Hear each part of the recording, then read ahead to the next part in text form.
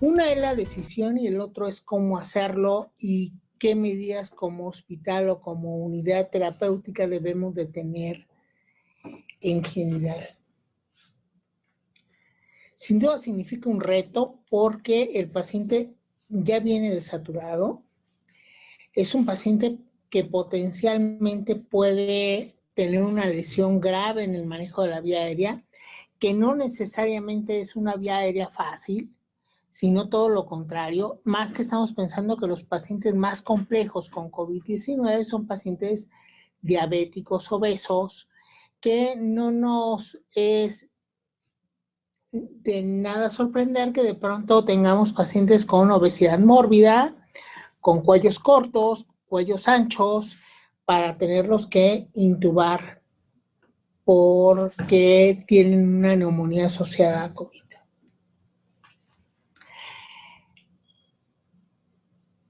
Cuando estamos organizando nuestro sistema en cada hospital y si no lo tenemos organizado, tenemos que darnos una pauta antes de empezar a pensar qué es lo que vamos a hacer con este grupo de pacientes.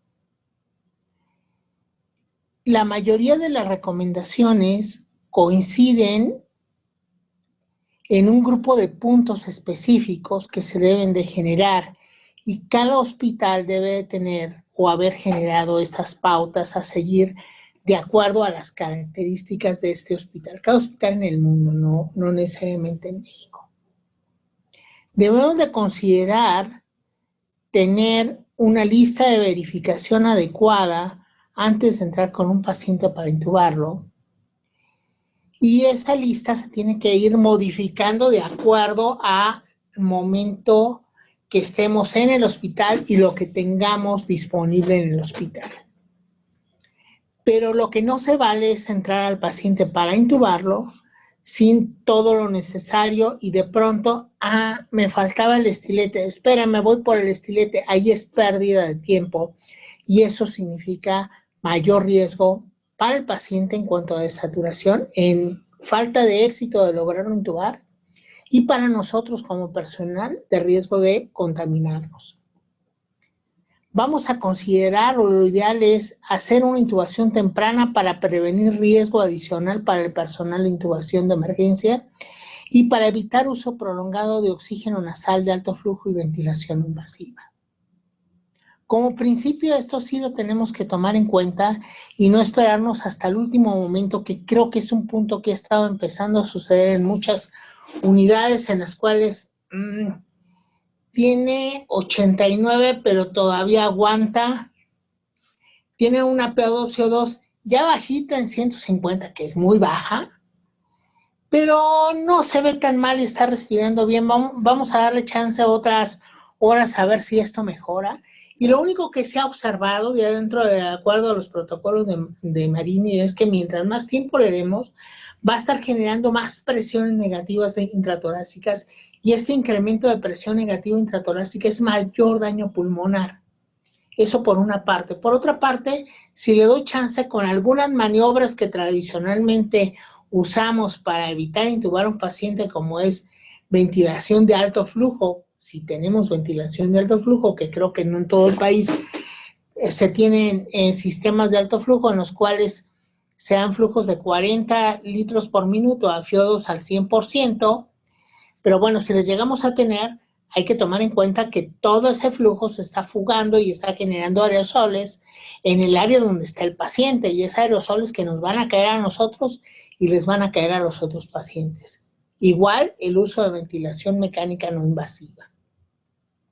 Por lo tanto, deben de quedar estas técnicas a un lado y debemos de considerar siempre que en el momento que se empieza a deteriorar, que tenemos una imagen de una neumonía en vidrio despulido y que claramente está comportando como un H o sobre todo como un L, es el momento de decir, perdón, como un H, es el momento de decir, vamos a intubarlo.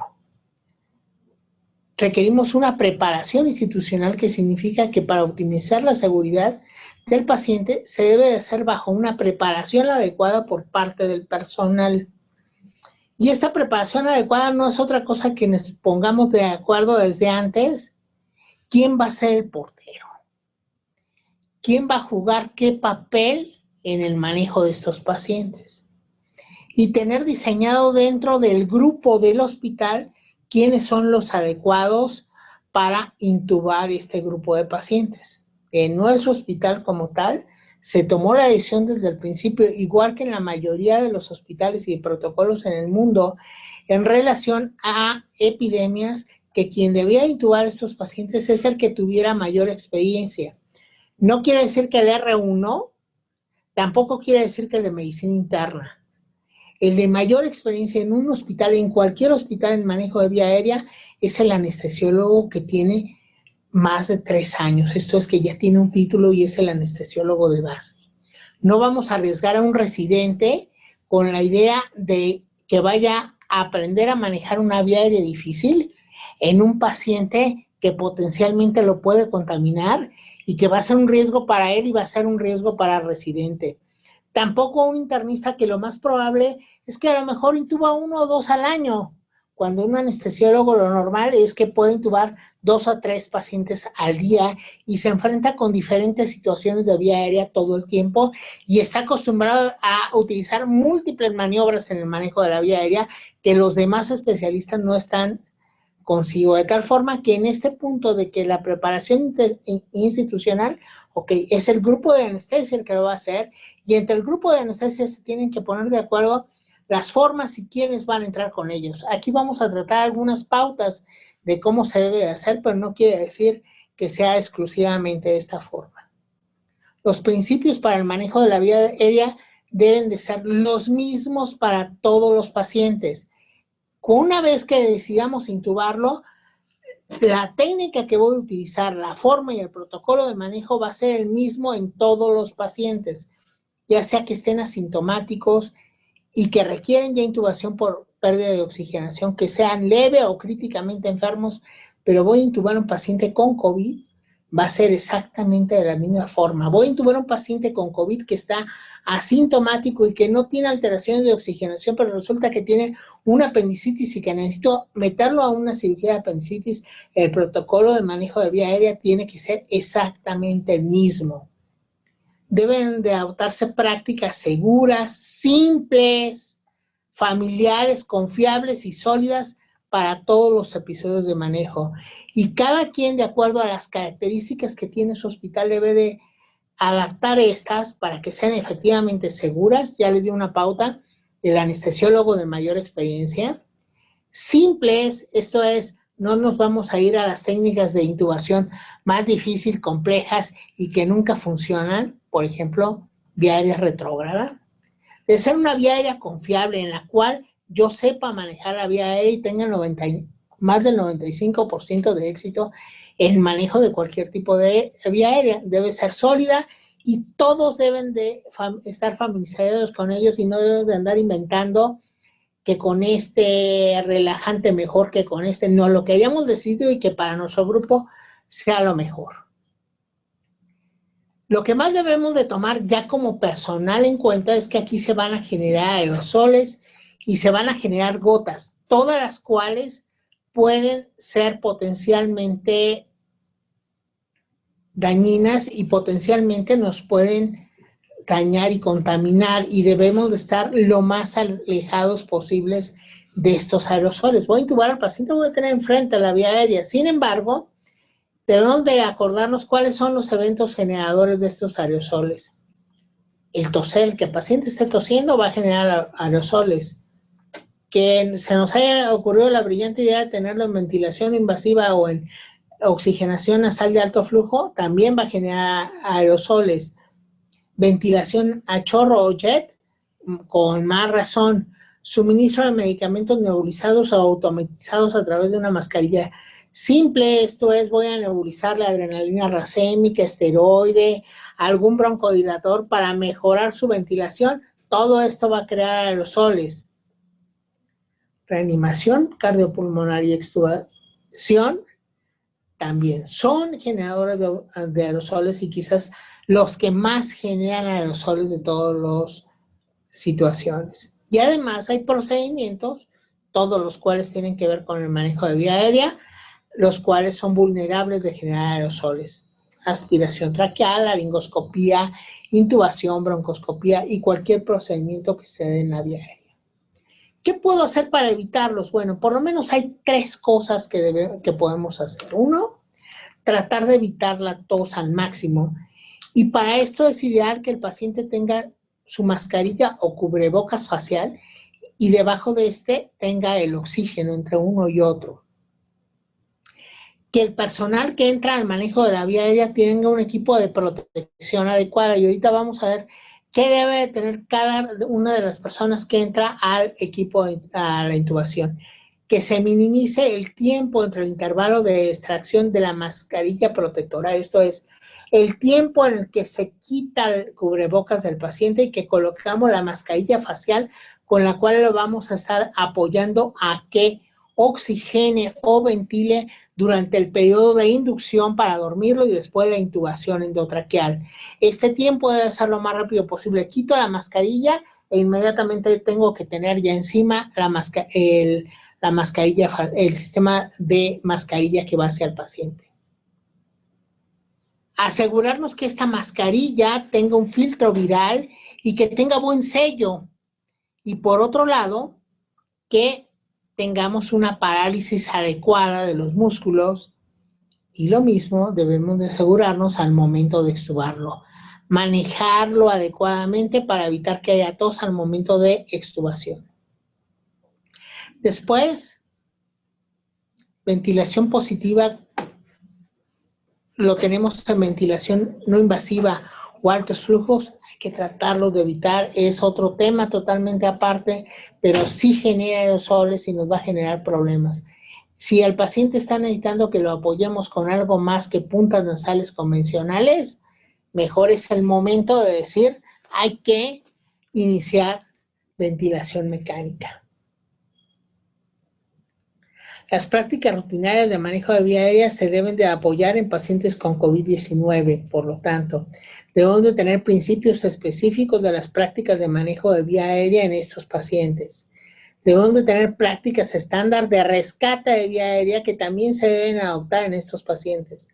No es infrecuente que nos podamos topar con un problema básico que en la anestesia normalmente estamos acostumbrados a decir un término que nos da mucho miedo que se llama no ventila, no intubo. Aquí ese término cambia y ahora se llama no ventilo, no oxigeno.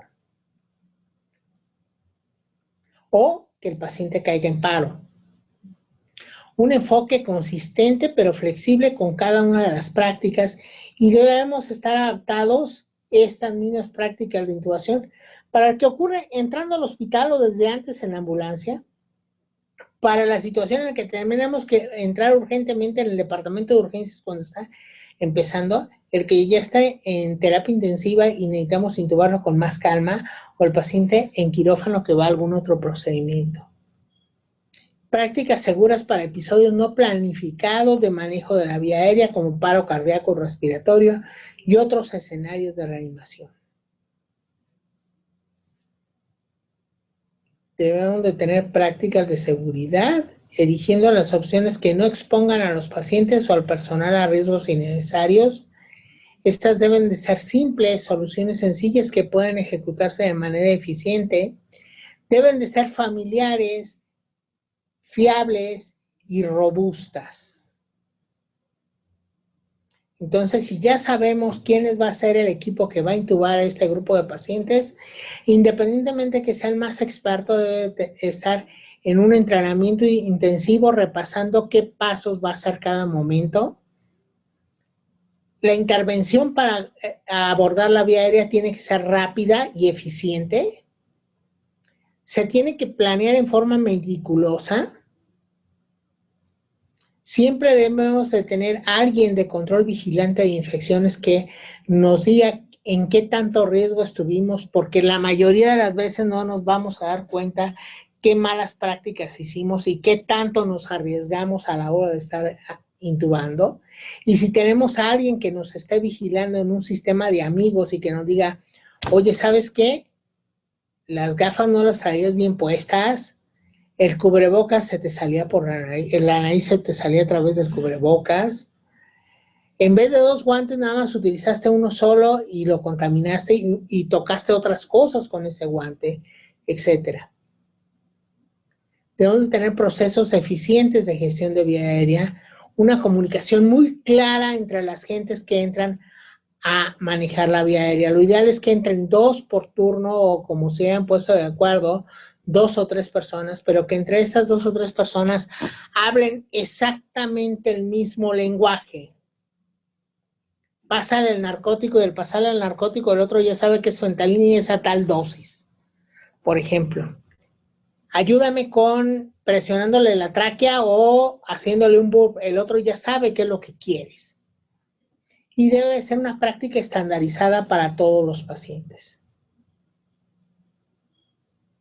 ¿Qué personal debe entrar? Idealmente, adentro de la sala donde vamos a intubar al paciente tiene que haber un máximo de gente, si son estas. Lo ideal es que no entren más y si son menos, mejor. Indispensables son 2, el que va a intubar, el operador de la vía aérea, y 2, un asistente de la vía aérea. Este asistente de la vía aérea se va a encargar del paso de medicamentos y de apoyar en caso de que tenga que utilizar compresión de la bolsa para ventilar al paciente.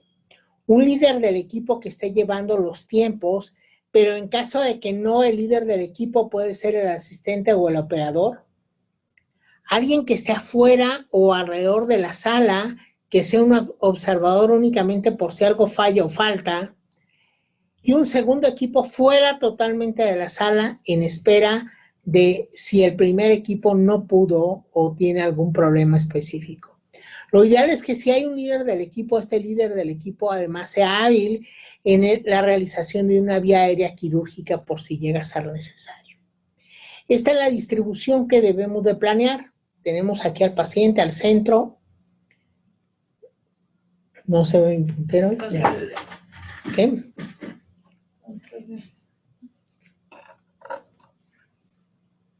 Tenemos al centro nuestro paciente.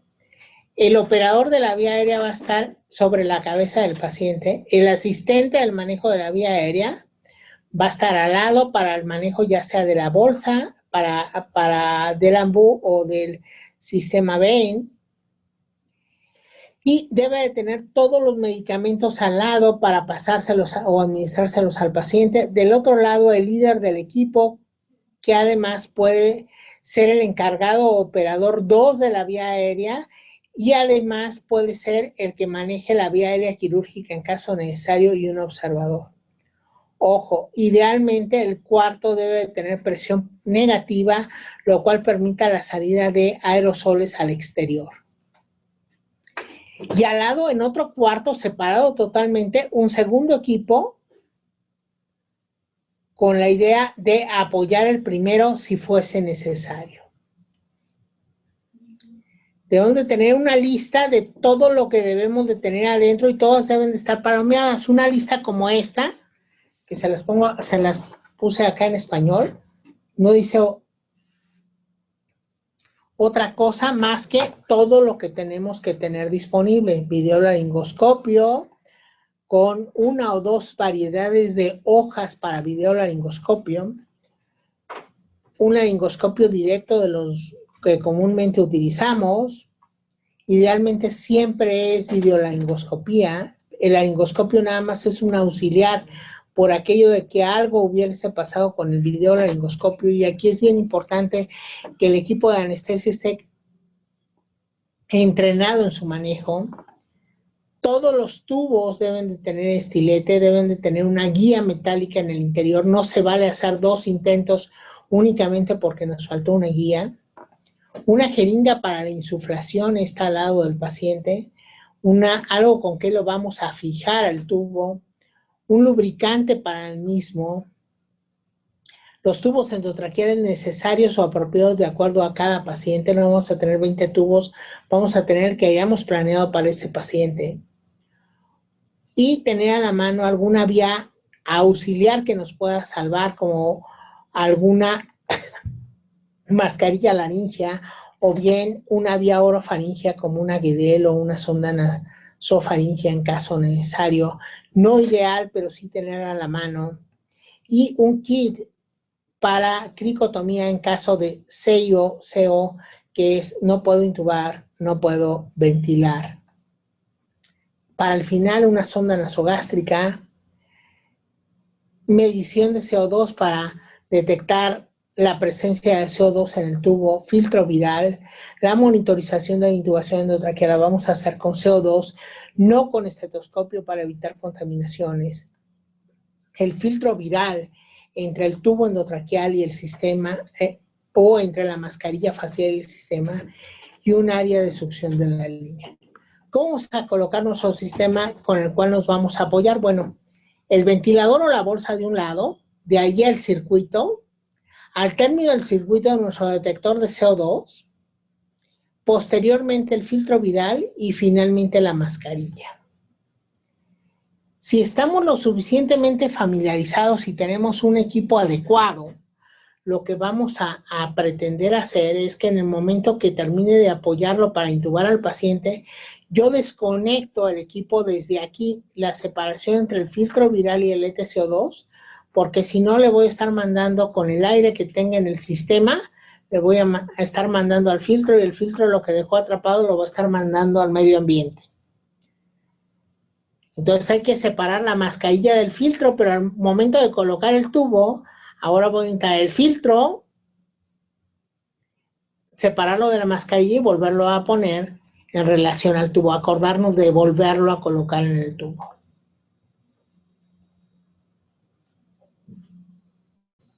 Ya lo planificamos, ahora hay que tener una comunicación clara, tenemos que tener ayudas cognitivas desde el lugar donde nos cambiamos para entrar al evento hasta el lugar donde nos salimos, y adentro del evento debemos de tener una serie de cartoncillos, imágenes suficientemente grandes y claras que nos estén acordando cuál es el paso a seguir.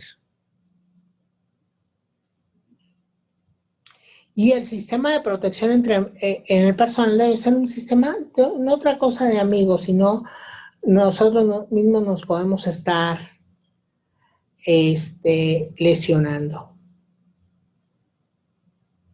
El equipo de protección personal completo o mínimo indispensable que tiene que tener el operador de vía aérea, el asistente de vía aérea y el líder del equipo, los 4 que estaban en rojo aquí los 3 que estaban en rojo en esta imagen, debe ser muy similar. ¿En qué consiste? En tener una bata o un traje impermeable, gorro que esté cubriendo oídos, es importante, indispensable que cubrir los oídos, una mascarilla N95, un protector facial, ya sea una careta, además de un protector de ojos, guantes idealmente dobles o triples, de nitrilo si tenemos es mucho mejor, y los médicos que requieran lentes correctivas, una vez terminado el procedimiento de estas lentes correctivas, deben de ser limpiadas y descontaminadas de acuerdo al protocolo de cada hospital. Hay muchos que tenemos que entrar con lentes al manejo de la vía aérea y sorpresa, esos lentes también se contaminaron y van a estar en contacto con nosotros. Entonces no nos podemos llevar así y cada hospital debe de conllevar algún sistema en el cual los decontamine.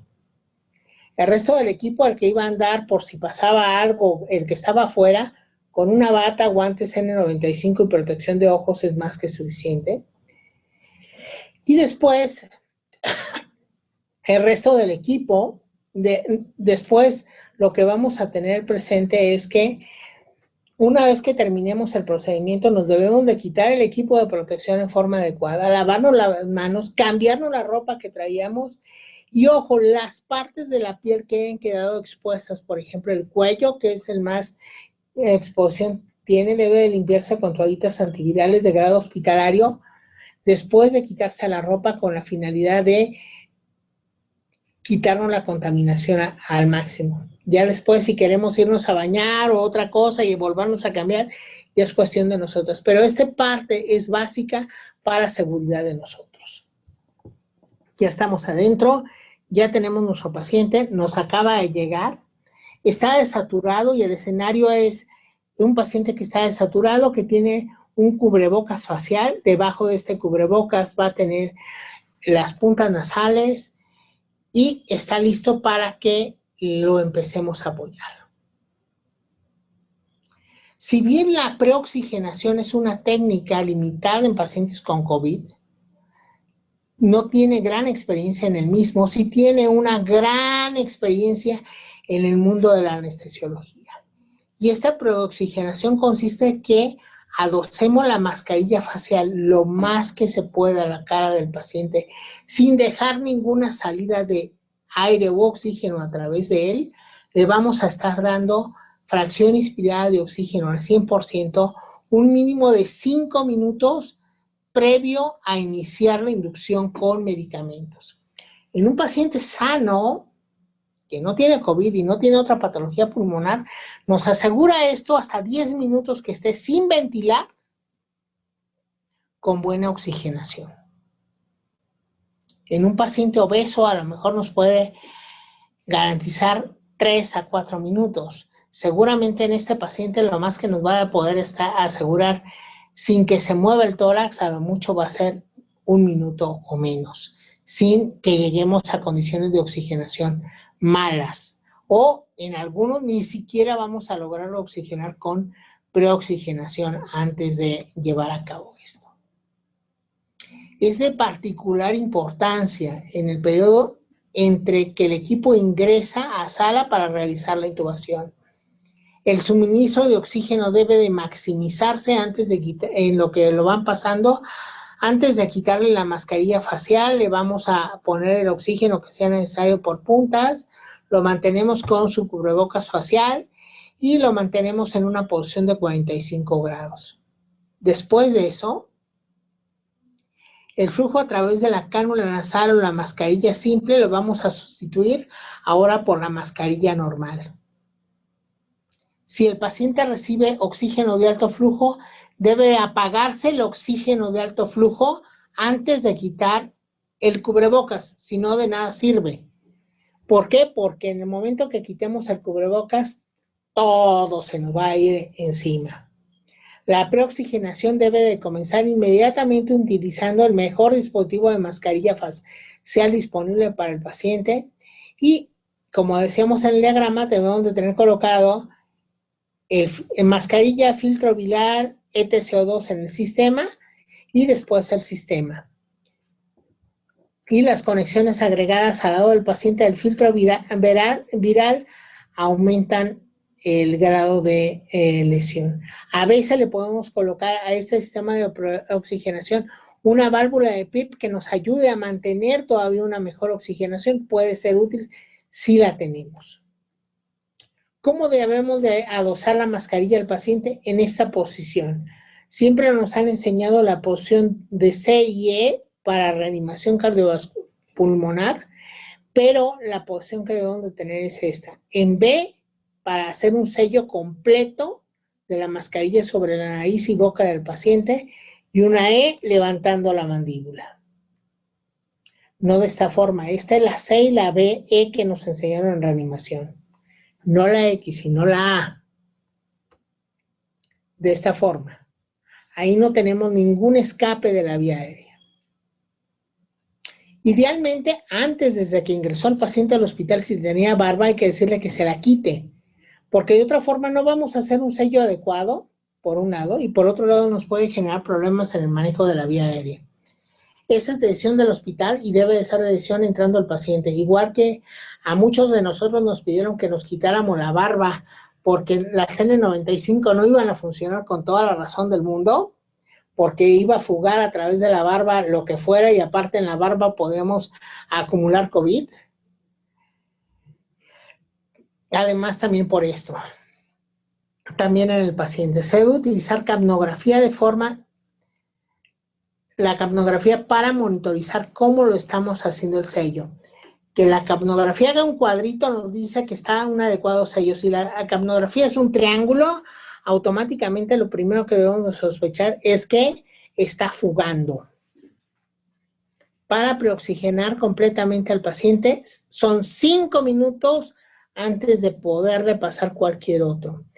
Si por suerte contamos con monitorización junto con la capnografía de fracción expirada de oxígeno, eso es mejor. Cuando se supone que en el momento que yo le estoy dando FiO2 al 100%, el alveolo tenía 40% de oxígeno y entonces la TCO2 va a ser de 40, pero conforme vaya saliendo todo el nitrógeno que tenía en el alveolo, la oxigenación en la expiración se va a acercar al 100%. Entonces, a partir del momento que se igualan la FiO2 y la fracción excretada de oxígeno, que una es de 100% y la otra es de 98, 99, de ahí debemos de partir 3 minutos y hasta después empezar a intentarlo intubar. ¿Qué vamos a lograr con esto?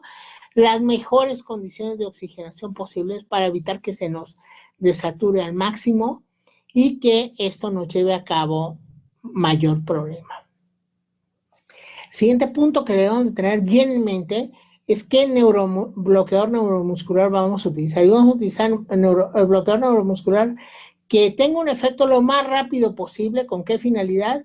De que esta preoxigenación no se nos acabe el límite esperando que el relajante actúe. Y dos, este bloqueo neuromuscular nos evita el reflejo de la tos del paciente. Lo ideal es que lo contemos a través de un segundero o tengamos un reloj enfrente de cuánto tiempo debe pasar. Y específicamente rocuronio son 60 segundos y si utilizamos succinilcolina son 30 segundos a partir de que lo administramos. Podemos ya hacer una laringoscopía.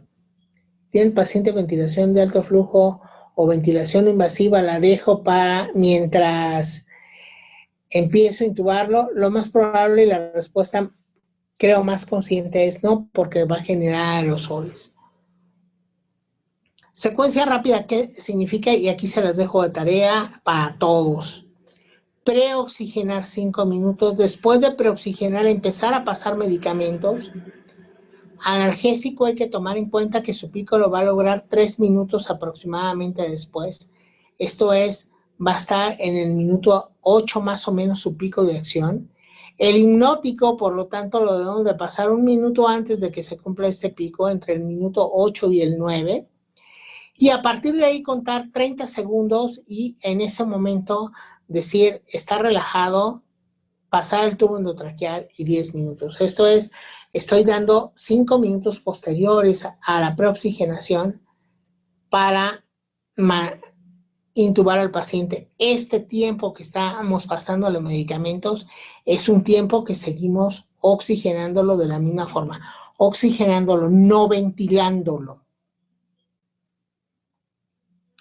¿Qué analgésico o hipnótico? La mayoría prefieren los 3 últimos, fentanil, propofol como analgésico, los 2 del medio, fentanil y propofol como analgésicos e hipnóticos, o fentanil con midazolam si está hemodinámicamente inestable, pero quizás el mejor, de acuerdo a guías de manejo en pacientes en epidemias, sería ketamina y fentanil por 2 cosas. Son fáciles de administrar y la ketamina tiene solo ketamina ya que tiene tanto efectos hipnóticos como analgésicos y únicamente tendremos que pasar ketamina y rocuronio y no fentanil, propofol o midazolam.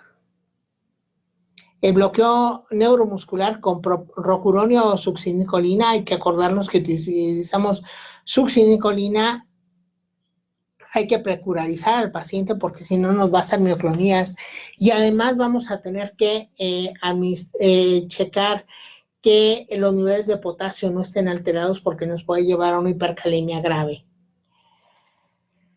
Después de intubación debemos de tener en cuenta que rocuronio se va a quedar relajado mucho tiempo después y que a lo mejor el efecto del hipnótico y del analgésico pasa rápidamente y sigue relajado. Pero por otro lado, este tiempo que nos queda relajado nos da más tiempo por si tenemos que hacer alguna otra maniobra de vía aérea. Debe de controlarse muy bien el tiempo entre la administración del relajante muscular y la laringoscopía para minimizarlo, idealmente mediante monitorización neuromuscular, que no todos están familiarizados con ella y no es tan fácil de hacerla, pero si contamos 60 segundos a partir de pasar la dosis de rocuronio, puede ser más que suficiente. La duración de la prolongación de la acción de rocuronio puede proporcionar la ventaja para prevenir tos en segundos intentos de intubación. Además de esto, tenemos que tener a la mano vasopresores porque siempre vamos a tener a riesgo que el paciente después de la intubación se inestabilice hemodinámicamente, ya sea por efecto de los propios medicamentos o simplemente por el hecho de empezarlo a ventilar con presión positiva y esto que cambie las relaciones de precarga y poscarga del paciente. Perdón, Celi, que está mal escrito. O maniobra de Burr, movilizar el cricoides de un lado para otro a través del segundo ayudante, la mayoría de las veces puede alterar la vía aérea, tiene evidencia muy limitada, sobre todo cuando vamos a hacer un intento con un videolaringoscopio. Siempre mantener el filtro viral entre la mascarilla, filtro, capnógrafo, circuito. Ya colocamos el tubo, entonces va a filtro primero, después va a capnógrafo o para monitorizar el DSO2 y finalmente va el circuito del ventilador. ¿Quién debe hacer la laringoscopia? Ya dijimos, el médico experto en vía aérea. Y la laringoscopia convencional no es recomendable porque nos tenemos que acercar a la vía aérea. Lo que siempre va a ser recomendable es el manejo de videolaringoscopio y el médico debe estar previamente entrenado para el manejo del videolaringoscopio.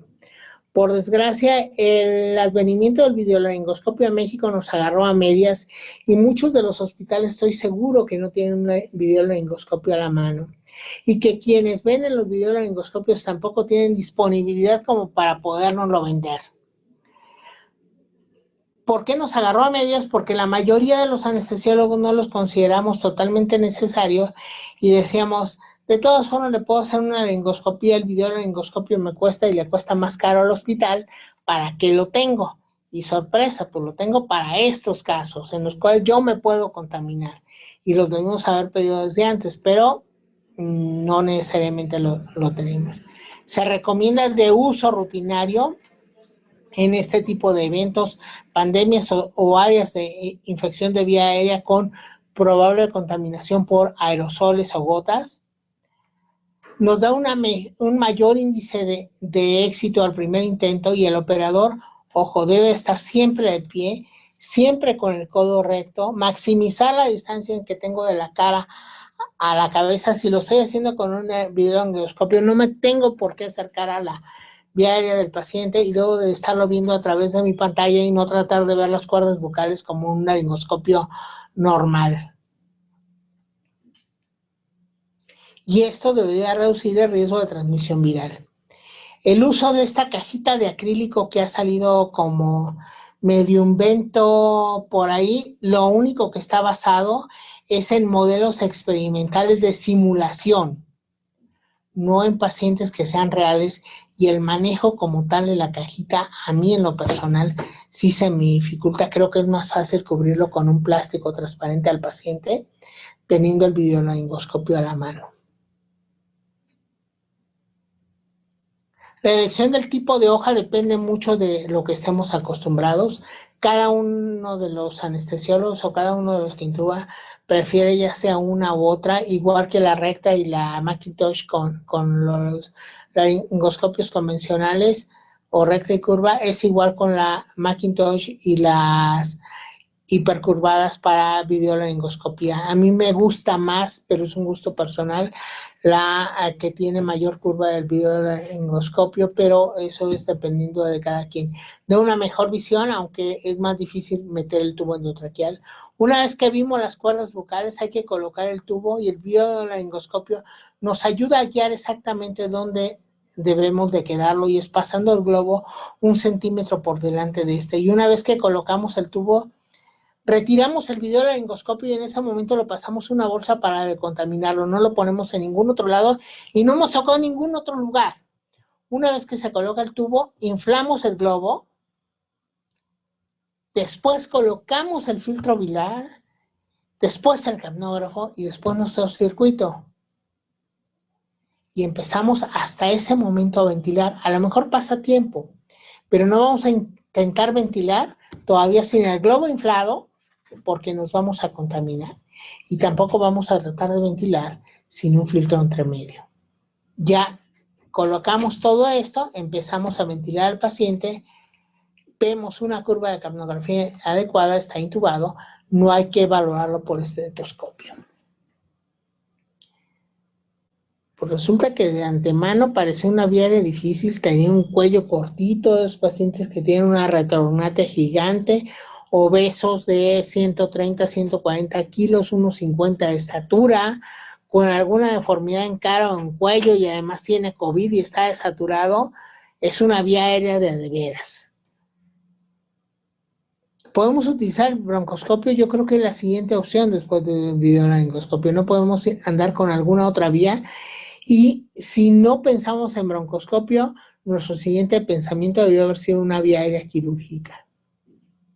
El broncoscopio con fibra óptica asistida puede ser adecuado para el manejo siempre y cuando no estemos insuflando aire o oxígeno y tampoco estemos aspirando. Estos dos puntos son importantes. Debe de ser hecho por por personal capacitado para el uso del broncoscopio y que tenga suficiente experiencia en intubación con broncoscopio. Y obviamente los cuidados posteriores de lavado del mismo. El paciente no tolera apnea y lo necesito ventilar, ok, por eso son los dos rescatadores. Lo podemos llegar a ventilar lo más alejado de él, haciendo un sello adecuado, allí, perdón, no es C y B, es V y B, para hacer un cuello adecuado de la vía aérea. Debemos de minimizar la exposición mediante alguna rampa, esto es que esté en semifolio el paciente. Y a lo mejor aquí nos puede ser de ayuda una vía orofaringea o nasofaringea para ventilar más adecuadamente al paciente. ¿Cuándo lo usamos? ¿Cuándo vamos a ventilar al paciente? Lo preoxigenamos y en menos de 30 segundos después de que empezamos a pasarle medicamento resulta que está en 70 de saturación, o si no, ni siquiera logramos preoxigenarlo, pasaron 5 minutos y sigue con 70 de saturación. Hoy en la mañana me platicaban de alguien que llegó con 46 de saturación al hospital y creo que todos ya vimos alguno de ellos. No lo logramos intubar, no oxigena. No tenemos por qué andarnos pensando en otra cosa. Es vía aérea quirúrgica y hay que hacer una cricotomía ya. Durante la cricotomía normalmente lo que hacemos es estar suministrando oxígeno suplementario a través de las puntas nasales. Aquí no. ¿Por qué? Porque ese flujo de oxígeno va a salir por la tráquea y le va a dar directo a quien está haciendo la cricotomía. Se hace la cricotomía, se pasa el tubo y después de pasar el tubo se fija y todo lo demás. Después de intubarlo, hay que fijarlo, hay que marcar dónde estuvo y registrar dónde está marcado ese tubo endotraqueal, porque posteriormente se puede mover, salir, obstruir, etcétera, y esa es una guía importante para enfermería y para nosotros de que algo anda mal con ese tubo. Colocar inmediatamente de esto, colocar una sonda nasogástrica. Si el paciente no trae un catéter central, una línea arterial, va a estar en ventilación mecánica, le vamos a estar tomando muestras a cada rato. Lo más probable es que este sea el momento, además de ponerle una vía central y un catéter central, y hasta después de tener sonda nasogástrica, tubo endotraqueal y catéter central colocado, se tomará una placa de tórax. Nos salimos y el equipo que lo hace es el mismo equipo que intubó. Nos salimos de ahí, nos retiramos al equipo de protección en forma segura, eliminando todo el equipo. Corrimos con suerte, el paciente mejoró y estamos ideales para extubarlo, ya tiene buena oxigenación. Bueno, lo ideal no solo es que tenga estos pacientes buena oxigenación, sino que ya no sean infecciosos con la finalidad de que no generen más aerosoles hacia nosotros. Sin embargo, esto no va a ser siempre posible porque puede ser que ya esté bien y el esperarnos que se vuelvan negativos significa que los vamos a mantener en ventilación mecánica más tiempo y además de esto nos puede generar neumonías asociadas. Y por otra parte, hay que acordarnos que hay alguien seguramente esperando a ese ventilador en caso de que lo desocupemos. Cuando esto es posible, hay que aplicarlo como procedimiento estándar, el que ya no está infectado, como criterio de extubación. Y siempre que tengamos riesgo de transmisión viral, todavía debemos de tener en cuenta los siguientes puntos. El paciente tener listo al lado en el momento de quitarle el tubo un cubrebocas para ponérselo inmediatamente. Son los dos mismos miembros que actúan en la intubación, son los mismos que actúan en la extubación. Se debe usar el mismo nivel de protección, de equipo de protección personal para estas personas. No le vamos a pedir al paciente tosa para que saque toda la flema. Aquí no se hace. Hay que tratar de minimizar la tos antes de extubarlo pasando una dosis de gilocaína endovenosa o dexmedetomidina en infusión o alguna dosis de opioides que también reduzcan el reflejo de la tos. Se debe colocar la mascarilla de oxígeno simple o con sistema de reinhalación para mantener mejor la oxigenación, o únicamente puntas nasales y la mascarilla facial. Pretendíamos intubar al paciente y nos cayó en paro, que es algo que también nos está pasando. ¿Qué es lo que tenemos de hacer? Bueno, en el momento que cae en paro y no lo hemos intubado, lo que debemos de tener en cuenta es que el darle compresiones en ese momento va a generar aerosoles. Las guías desde hace unos 10 años de ACLS nos dicen claramente es compresiones antes de ventilación, pero si hacemos esto en este grupo de pacientes se llaman aerosoles. Si ya tengo el videolaringoscopio a la mano y está la persona experta a la mano, prefiero asegurar la vía aérea. No la tengo a la mano, le pongo un cubrebocas facial y una vez colocándole el cubrebocas facial empiezo reanimación en lo que llega el resto del equipo de RCP. Entonces se recomienda solo reanimación cardiovascular por protección con compresión en lo que llega la vía aérea. Una vez colocado la vía aérea o el tubo endotraqueal, en ese momento se pasa a ventilación y compresiones. Una vía aérea subglótica, en caso de que no podamos pasar el tubo endotraqueal, a lo mejor es más útil que tratarlo de seguir ventilando con una mascarilla convencional si fuera necesario. Si no, no hay que intentarlo. O sea, hay que acordarnos claramente que la AJA cambió a compresiones antes de intubación porque mejoraba la mortalidad y no necesariamente el ventilar al paciente mejora la mortalidad. Lo que sí lo mejora el éxito de la RCP es mantener compresiones. Y la AJA hace como mes y medio sacó un algoritmo de ACLS modificando su algoritmo de RCP convencional para este grupo de pacientes. Si se fijan, vienen dos puntos claves. El primer amarillo que está ahí arriba, ya sea que esté intubado o que no esté intubado el paciente, no me voy a meter con el paciente a darle RCP mientras yo no tenga mi equipo de protección personal. No soy ningún héroe. Después al que le van a tener que dar RCP es a mí. Entonces, independientemente que esté en asistolia, el personal no debe entrar si no tiene su equipo de protección personal. Y el límite lo vamos a tener nosotros. Si nosotros queremos pasar, a pesar de que no tenemos el equipo de protección personal para brindarle ayuda a él, es decisión nuestra. Y una vez que ya estamos allá adentro, hay que minimizar la aerolización. Y esto, minimizar la aerolización, lo que decíamos, únicamente compresiones, y si tenemos el desfibrilador a la mano, checamos el ritmo desfibrilable, le doy un choque y continúa RCP. Si no es desfibrilable, continúa RCP. Cualquiera de las dos opciones, hay que priorizar compresiones antes de respiración. Si hay el equipo necesario para el manejo de vía aérea, lo intubamos, no le damos bolsa, válvula, mascarilla, únicamente lo intubamos, conectamos al ventilador y seguimos reanimación. Tenemos dos opciones. nuevamente dentro de esta reanimación. Una, seguimos con RCP 2 minutos, el ritmo nuevamente es descargable, volvemos a descargar, consideramos medicamentos, epinefrina, aquí si se fijan ya no viene necesariamente amiodarona, sino hasta un tercer choque, amiodarona y continuar. El número de veces o de ciclos que vamos a dar de RCP depende de lo que como grupo nos hubiéramos planteado como máximo para un paciente de este grupo. Puede ser 1 o 2 ciclos, pero hay que tenerlo escrito y detallado en el protocolo del hospital.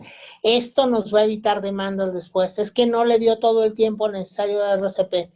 Nuestro protocolo de manejo implica únicamente darle chance de 2 ciclos y si no salió, ya no lo voy a sacar. ¿Por qué? Porque las probabilidades de daño neurológico y de que salga por la propia afección que tiene son muchas.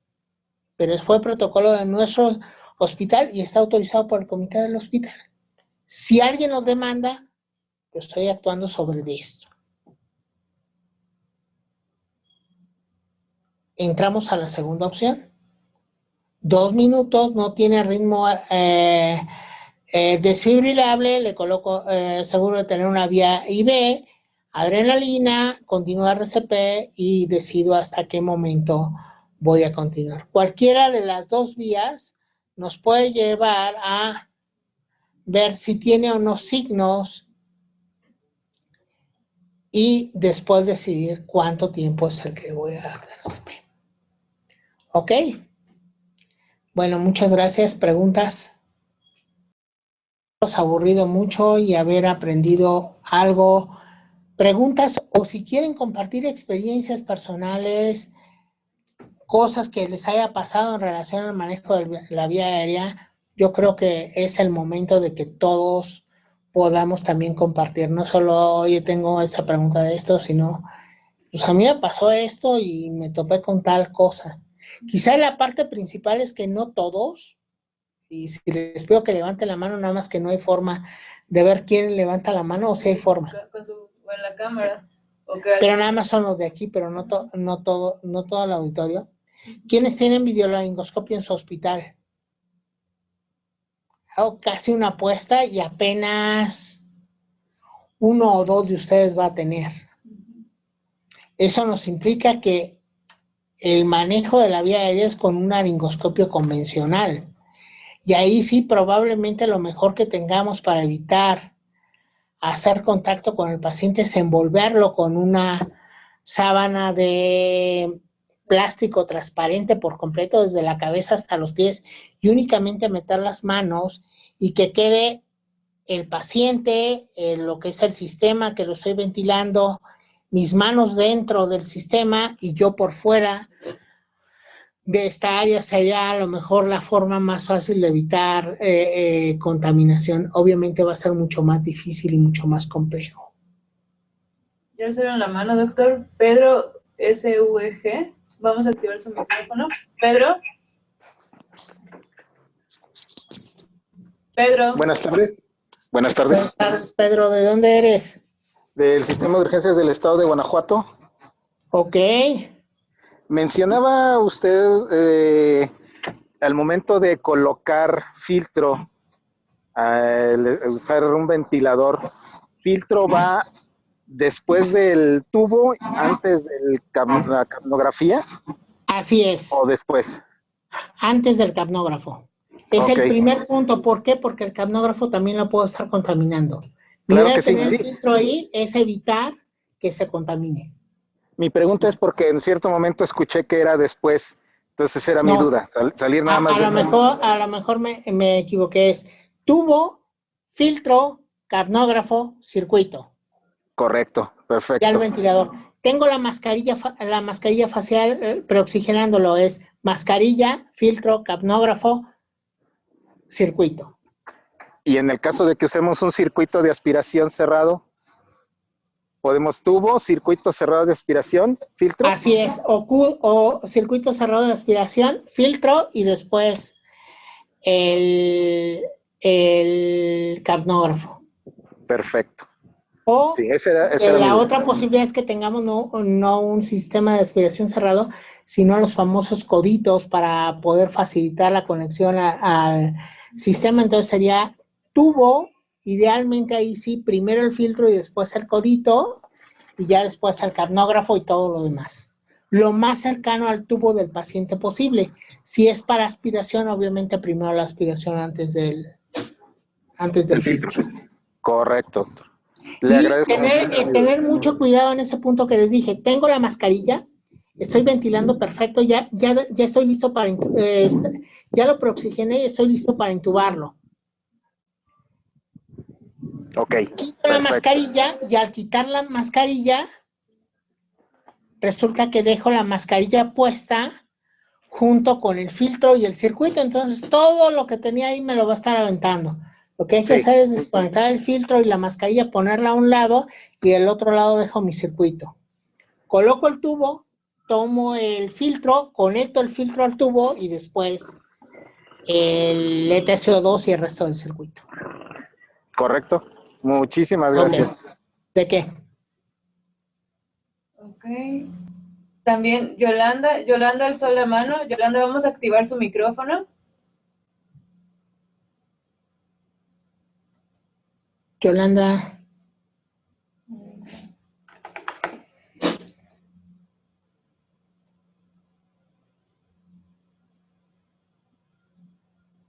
Yolanda, active usted misma su micrófono. Ya le permitimos. No. Aquí hay un comentario. Verónica Chávez comenta: la intubación orotraqueal duele mucho, incluso en pacientes cardiópatas.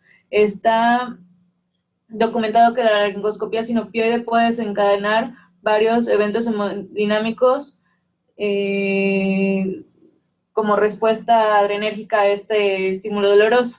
Se recomienda en algunos casos siempre utilizar el narcótico que se tenga en existencia, ya sea buprenorfina, morfina o fentanilo. No sé si tiene algún comentario al respecto, doctor. Ok.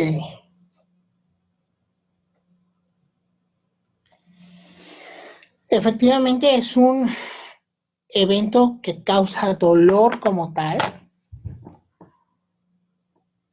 Lo ideal sí es utilizar un narcótico antes de, porque esto puede acelerar una descarga adrenérgica importante e isquemia miocárdica en aquel paciente que tiene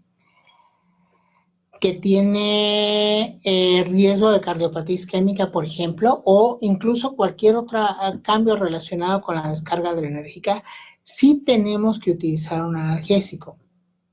Nada más que hay que acordarnos de algo. Ketamina es hipnótico como analgésico y nos puede dar un muy buen nivel de analgesia sin necesidad de agregar el narcótico. Yo sé que a muchos anestesiólogos esto les puede causar conflicto, pero sin embargo se puede manejar perfectamente así. Estoy dando un muy buen nivel de analgesia con 1.5 a 2 miligramos por kilo de peso de ketamina y no le estoy agregando el riesgo hemodinámico del fentanil. ¿Cuál es la causa de no irnos a fentanil? Es que fentanil nos va a dar bradicardia y nos puede dar hipotensión, nos puede deprimir el centro respiratorio mucho más que ketamina sola, y al deprimir el centro respiratorio en el lapso que hace el efecto del fentanil y la preoxigenación, nos puede llevar a dificultad respiratoria, nos puede llevar a mayor desaturación, y después, y además de esto, nos puede llegar a producir tórax leñoso, que es algo que no nos gustaría que nos pase en ningún paciente que tengamos en estos casos, a pesar de la preoxigenación que hubiéramos dado previamente. Cuando empecé a revisar el tema, no ahorita, sino desde que empezó todo esto, y antes lo había revisado en base al curso de fundamentos en desastres que organiza la Sociedad Americana de Critical Care. Y un grupo de Canadá que había planteado exactamente lo mismo de protección de la vía aérea cuando SARS-1. Y te pone el algoritmo ketamina, rocuronio. Yo cuando vi eso, volteé con un compañero y le dije, ¿en serio? Y luego ya reflexionando, pues sí, en serio, es muy fácil de usar y sí tiene efecto analgésico como tal la ketamina. Y no nos da los otros efectos hemodinámicos. ¿Cuál es lo que queremos ahorrar? Es que no tengamos el menor deterioro hemodinámico del paciente y que el paciente pueda, lo mínimo que pueda llegar a estar ventilando, que llegue a ventilar durante ese lapso sin que nosotros lo tengamos que apoyar. No es una vía aérea para una cirugía normal con estómago lleno, no es para eso la secuencia rápida. Estamos tratando de mantener la oxigenación en un paciente críticamente enfermo. Yo no niego todos y lo sigo haciendo. Si está hemodinámicamente estable el paciente, Fenta, me espero, Propo, Omida y Rocuronio. Perfecto. Pero si ya de entrada está hemodinámicamente muy inestable y en oxigenación está muy desaturado, yo sí preferiría irme ketamina rocuronio. Tomando en cuenta esto, el Roku no solo es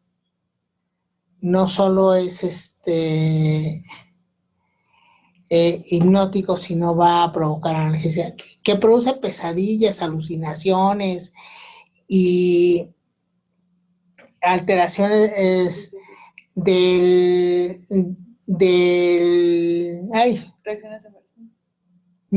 reacciones de discoordinación mental. Va a ser una sola dosis, después lo voy a mantener sedado con algo más y probablemente lo voy a tener sedado con alguna benzodiazepina o fentanil o algo más durante muchos días después de, no va a ser en ese momento que lo voy a despertar. Bien. Por allá hay otro medicamento que ni siquiera toqué y que seguramente algún anestesiólogo le causará extrañeza. Yo sí lo preferí utilizar en estos casos, sin embargo las guías no lo mencionan como tal, que es xilocaína. Xilocaína sí da un buen efecto analgésico, previene la tos, pero casualmente, por lo menos en los protocolos de Canadá y en los protocolos de Australia y de Hunan, ponen ahí, no dice el por qué, no lidocaína, pero sí lo dejan muy claro en las dosis, ponen no lidocaína. ¿Por qué? No sé. En lo personal sí lo he usado, con la idea de prevenir el reflejo de la tos. Sí. Y además teniendo en cuenta que los opioides como buprenorfina o morfina, el tiempo de inicio de acción es muy lento, tarda 30-40 minutos y al momento de hacer la efectivamente, si voy a utilizar un opioide es fentanil, si no tenemos, Remi o Sufenta, y si no tenemos ketamina, no buprenorfina o alguno otro. Aquí preguntan si la experiencia que usted tuvo con la caja o la campana de acrílico, si ha tenido. Para mí ha sido imposible. Sí la he tenido, la he intentado utilizar 3 veces. 2 de ellas en situaciones no COVID, únicamente más como entrenamiento, y porque estábamos entrando a un quirófano con un paciente que, si bien no era COVID, uno nunca sabe si es COVID o no COVID, entonces dije, vamos a usarla como entrenamiento. La verdad es que a final de cuentas tuve que quitarla porque no me dejó maniobrar a mí. No sé si haciendo un poquito más experiencia con maniquís o algo similar pueda ser más útil. Dentro de las cosas muy relevantes, el circuito tiene que rodear para entrar a la caja y eso se hace relativamente difícil. Y como les dije, el estudio inicial que aparece en New England es un estudio de simulación, no es un estudio de un paciente. Y un segundo reporte que apareció hace unas 2 semanas en JAMA dice que de todas formas la caja evidenció presencia bajo el mismo sistema de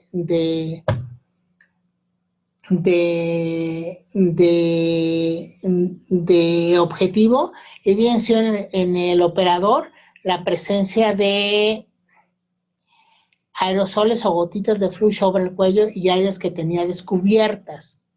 Lo mejor es cubrirnos nosotros por completo. ¿Qué es cubrirnos por completo? Bueno, nuestra bata del cuello va a estar descubierto, pero si traigo una careta le puedo adosar un campo a la careta para que me cubra más el cuello, esa es una opción. Si me dan una escafandra es mucho mejor, pero difícilmente vamos a tener en todos lados escafandras. En donde había ya se acabaron, porque era limitado el número de escafandras que había, pero sí podemos llegar a tener una careta o de esto, esta careta en la parte inferior, ponerle un campo adosado a nuestra bata con la finalidad de no tener expuesto el tórax. Claro, y lo que comentó en su plática, doctor, de que no hacer nuevas maniobras o no empezar a hacer nuevas técnicas, sino irse con la que uno se sienta más seguro y que tenga mayor tasa de éxito. Ya me crucé por ahí con alguien que andaba tratando de hacer una vía retrógrada, creo que son bonitas para jugar en quirófano, pero no ahí, o alguien tratando de intubar a ciegas por vía nasal y cosas similares. Lo único que está poniendo en riesgo es él y poniendo en riesgo a alguien más, empezando por el paciente y el resto del personal. Aquí pregunta Luisa Cruz, creo que es urgencióloga, si es válido invertir en la secuencia de inducción rápida la relajación primero y posteriormente la sedación. Hay que acordarnos de los tiempos. Y los tiempos aquí sí son muy claros. El pico de acción de ketamina o fentanil fentanil es básicamente 3 minutos, 2 minutos y medio a 5. Y en cambio el del inductor, si es propofol, es 1 minuto. Si es rocuronio, si vamos a utilizar relajante rocuronio, es 1 minuto, entonces podemos pasar roco y propo al mismo tiempo, ¿sí? Pero 3 minutos antes ketamina o fentanil. Si utilizamos remifenta, ahí sí tenemos 1 minuto, y entonces sería al mismo tiempo todos, y sí reducimos tiempo. Sin embargo, remifenta es igual que el videolaringoscopio, creo que muy pocos tenemos. Nosotros en nutrición no tenemos remifenta. Videolaringoscopio lo tenemos porque lo conseguimos de una donación de última hora, justo ya entrando en el momento, y los que habíamos utilizado videolaringoscopio dentro del hospital era porque alguien los había ido a demostrar.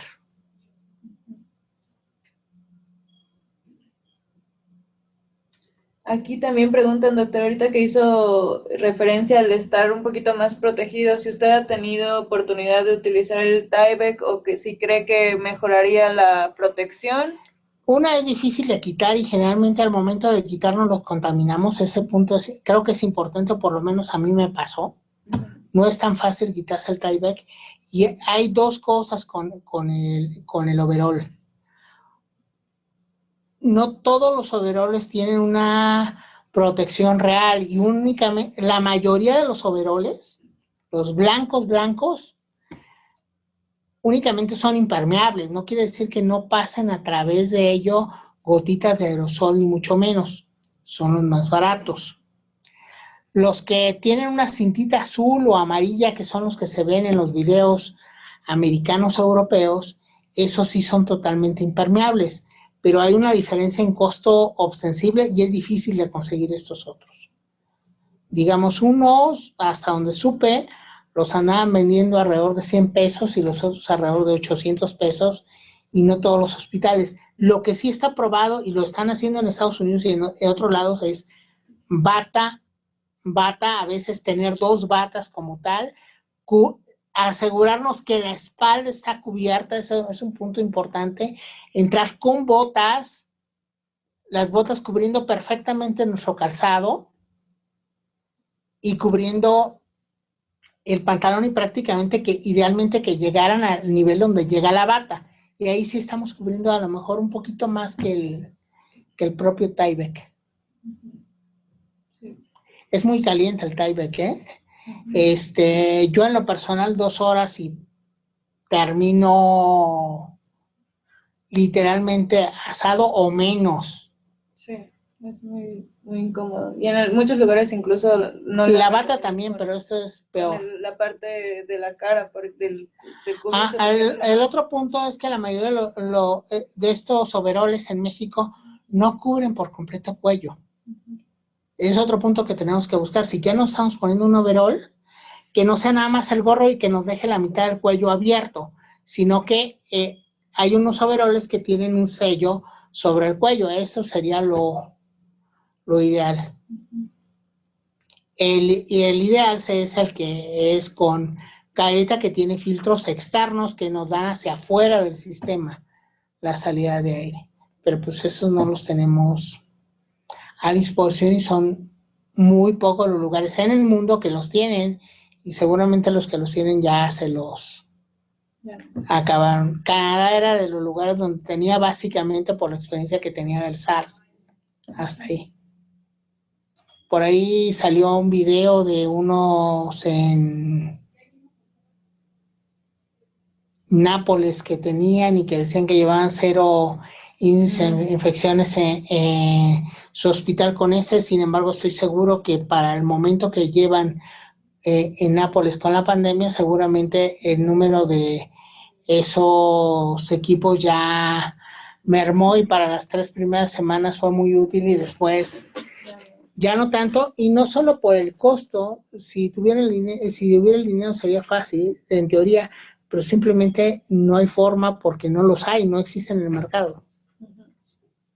Correcto. Doctor, aquí nuevamente preguntan si entonces usted recomienda para la secuencia ahí incluir la lidocaína como agente, en su experiencia. En lo personal yo creo que sí, sin embargo no está en las guías. ¿Alguna otra pregunta, compañeros?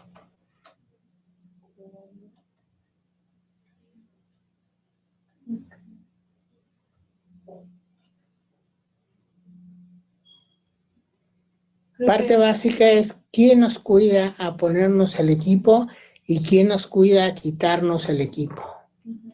El que nos estén diciendo, ¿sabes qué? Primero el gorro, lávate los guantes, ahora te toca quitarte el cubrebocas, y ahora el siguiente orden es que te vuelves a lavar los guantes y te quites el tie-back o la bata, y después te quites los primeros guantes y después las botas y los segundos guantes.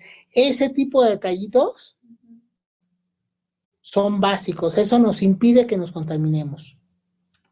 Y practicarlo antes de que llegue el primer Así paciente es. COVID a su unidad. Si es que en el hospital Toco Madero, el departamento de anestesia ha intubado a todos y vemos 0 infectados dentro del grupo de anestesia.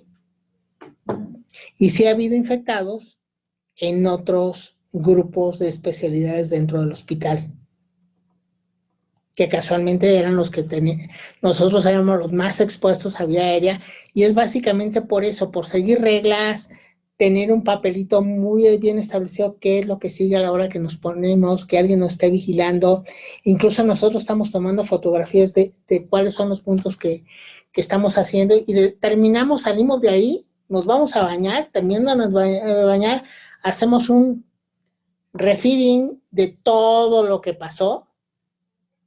Hicimos esto, nos faltó esto, hay que agregarle esto para otra vez, y a final de cuentas después comentarlo con los otros equipos. Somos 5 equipos de anestesia, los 5 equipos son exactamente los mismos que empezaron, los mismos que siguen, de tal forma que Juan se conoce con Pedro y con Miguel al pie de la letra, no uno anda brincando a la otra guardia, ni mucho menos. Y las guardias, obviamente, lo más cómoda posible para evitar el sobrecansancio y sobreexposición. Hay veces que decimos, nada más vamos a intubar, y cierto, nada más vamos a intubar, y significa que estoy de guardia 8 horas, pero hay veces que en el proceso de intubar un paciente, o cada paciente nos llevamos 2 horas entre que nos cambiamos, entramos donde está el paciente. Una vez que entramos donde va a estar el paciente, nosotros armamos el ventilador y todo, nos llevan al paciente para intubarlo, terminamos de intubarlo, hay que colocarle central, línea arterial, etcétera. Termina 2 horas, 2 horas y media, y decimos, ya nos vamos, y sorpresa, ahí viene el siguiente. Entonces, esas 8 horas a lo mejor las pasamos 4 o 5 continuas adentro, y ya después, bueno, ya salimos, y a lo mejor 8 horas, y después tenemos 40 horas en las cuales nadie nos ve. y no nos tienen por qué ver, pero eso es organizándonos entre nosotros. Sí, doctor. Muchísimas gracias. Hay muchos comentarios de que excelente presentación, que muy didáctica, que gracias por compartir su experiencia. Gracias. Y pues nuevamente gracias a todos por conectarse el día de hoy. Las presentaciones van a estarse cargando en la página.